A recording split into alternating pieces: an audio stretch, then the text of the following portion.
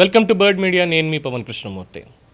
Congress party working president అనాలా, లేదంటే షహజాదా అనాలా, లేదంటే ఇంకొక పేరుతో పిలవాలా తెలియదు. కానీ లోక్సభ ప్రతిపక్ష నేత హోదా కూడా పెద్దగా ఏమీ చేయట్లేదనుకోండి. రాహుల్ గాంధీ గారు కాంగ్రెస్ పార్టీ ఫ్యూచర్ అనుకుందాం. పోనీ కాంగ్రెస్ పార్టీ ఫ్యూచర్ అయినటువంటి రాహుల్ గాంధీ గారు వికారాబాద్ వేదికగా చేసినటువంటి వ్యాఖ్యలు ఇప్పుడు తెలుగు రాష్ట్రాల్లోనే కాకుండా దేశవ్యాప్తంగా చర్చకు తీశాయి. మొన్నటిదాకా చూస్తే ఆధ్యాత్మికవేత్తలు ఈ విషయం మీద చర్చించుకున్నారు. ఒక పెద్ద స్వామివారు అన్నటువంటి దానికి మిగతా వాళ్ళందరూ కూడా వచ్చి ఏంటిది అన్నటువంటి దానికి ఒక ముగింపుకి ఇచ్చేటువంటి చర్చను కూడా చేయడం జరిగింది. కానీ ఇప్పుడు మళ్ళీ ఇది రాజకీయం అయిపోయింది. రాహుల్ గాంధీ తమ కాంగ్రెస్ పార్టీని శివుడితోటి, భారతీయ జనతా పార్టీని విష్ణుమూర్తితో పోలుస్తూ చేసిన ఈ వ్యాఖ్యలు రాజకీయ వర్గాల్లో తీవ్ర స్పందనకి కారణమయ్యాయి.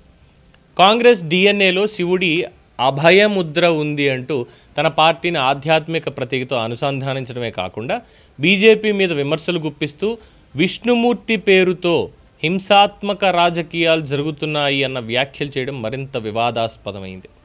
ఇదేదో యాదృచ్ఛికంగా పలికిన మాటలు కనిపించట్లేదు, ఇది ఒక రాజకీయ వ్యూహంలో భాగమని విమర్శకులు అభిప్రాయపడుతున్నారు. హిందూ ధర్మంలో శివుడు విష్ణుమూర్తి పరస్పర విరోధ శక్తులేమీ కావు. శైవ వైష్ణవ సాంప్రదాయాలు శతాబ్దాలుగా భారతీయ సంస్కృతిలో సహజీవనం చేస్తూనే ఉన్నాం. అలాంటి సున్నితమైనటువంటి ఆధ్యాత్మిక వైవిధ్యాలని రాజకీయ వ్యాఖ్యల్లోకి లాగడం వల్ల అనవసర వాదోపవాదాలు రేకెత్తే ప్రమాదం ఉంది అని కొందరు ఆందోళన వ్యక్తం చేస్తున్నారు. శైవులు వైష్ణవుల మధ్య చీలిక తెచ్చి ఒక వర్గాన్ని ఆకర్షించాలి అన్న ఉద్దేశం దీని వెనకాల ఉంది అనేటువంటి విమర్శలు బలంగా వినిపిస్తాయి. గత కొంతకాలంగా చూస్తే రాహుల్ గాంధీ తనని శివభక్తుడిగా ప్రదర్శించుకునే ప్రయత్నం చేస్తున్నారు అని రాజకీయ విశ్లేషకుల అభిప్రాయం. ఎందుకంటే లోక్సభలో శివుడి చిత్రాన్ని ప్రదర్శించడం నుంచి పలు సభల్లో శైవ సాంప్రదాయాన్ని ప్రస్తావించడం వరకు ఇది ఒక సాఫ్ట్ హిందుత్వ వ్యూహంగా అభివర్ణించబడుతోంది. అయితే దేవుళ్ళని పార్టీ సిద్ధాంతాలతో అనుసంధానించడం ఈ లౌకిక దేశంలో ఎంతవరకు సమంజసం అన్నటువంటి ప్రశ్న ముందుకు వస్తుంది, అంటే సెక్యులర్ కంట్రీలో. బట్ అన్ఫార్చునేట్లీ ఆ సెక్యులర్ అనేటువంటి పదానికి కూడా డిఫరెన్షియేషన్ ఎలా ఉంది అనేది అందరికీ తెలిసిందే. So I'm not going to that subject first.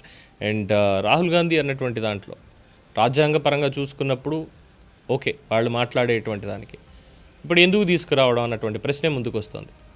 రాజ్యాంగబద్ధంగా లౌకిక దేశమైన ఇక్కడ ప్రతి మతానికి, ప్రతి ఆరాధన విధానానికి సమాన గౌరవం ఇస్తున్నాం. ఎక్కడైతే తప్పు ఉంటే తప్పని చెప్తున్నాం, పొరపాటు అంటే పొరపాటు చెప్తున్నాం, బాగుంది అంటే బాగుందని చెప్తున్నాం. అలాంటి దేశంలో దేవుళ్ళని రాజకీయ చిహ్నాలుగా చూపించడం ఇది ప్రజాస్వామ్య స్ఫూర్తికి విరుద్ధం అని విమర్శకుల అభిప్రాయం. ఇక్కడ దేశంలో నిరుద్యోగం, ద్రవ్యోల్బణం, అభివృద్ధి, రైతుల సమస్యలు ఇలాంటి ప్రధాన అంశాల మీద చర్చ జరగాల్సిన వేదికల మీద ఈ మతపరమైనటువంటి పోలికలు రావడం ఓట్ల వేటలో భాగంగానే కనిపిస్తోంది అన్న అభిప్రాయం ఉంది. ఈ రాజకీయ పోరాటాలు, సిద్ధాంతాల మీద, ప్రజా సమస్యల మీద జరగాలి, కానీ నా దేవుడు నీ దేవుడు అనే స్థాయికి దిగజారకూడదు అని విశ్లేషకుల హెచ్చరిక. వరుస ఎన్నికల పరాజయాల తర్వాత హిందూ ఓటు బ్యాంకుని మళ్ళీ ఆకర్షించేందుకు కాంగ్రెస్ కొత్త వ్యూహాలు అనుసరిస్తోంది అన్న వాదన కూడా బలంగా వినిపిస్తోంది. శివుడు ఏ ఒక్క పార్టీకి సొంతం కాదు. శివసేన అని పెట్టుకున్నటువంటి దానికి కూడా శివుడు సొంతం కాదు. విష్ణుమూర్తి కూడా ఏ ఒక్క రాజకీయ సిద్ధాంతానికి పరిమితం కాదు. భారతీయ జనతా పార్టీకి మాత్రమే రాముడు అని ఎవరన్నా చెప్పారా? లేదే.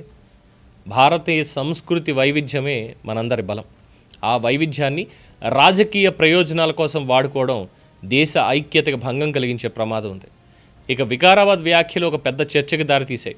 అయితే ఆ చర్చ దేశాన్ని మరింత ఐక్యంగా నిలబెట్టే దిశగా సాగాలా, లేక విభజన రాజకీయాలకు వేదిక కావాలా అన్నది కాలమే నిర్ణయించాలి. మీరేమంటారు? రాహుల్ గాంధీ చేసినటువంటి వ్యాఖ్యలు సమంజసమేనా? మీ అభిప్రాయం తెలియజేయండి. చూస్తూనే ఉండండి ది బర్డ్ మీడియా.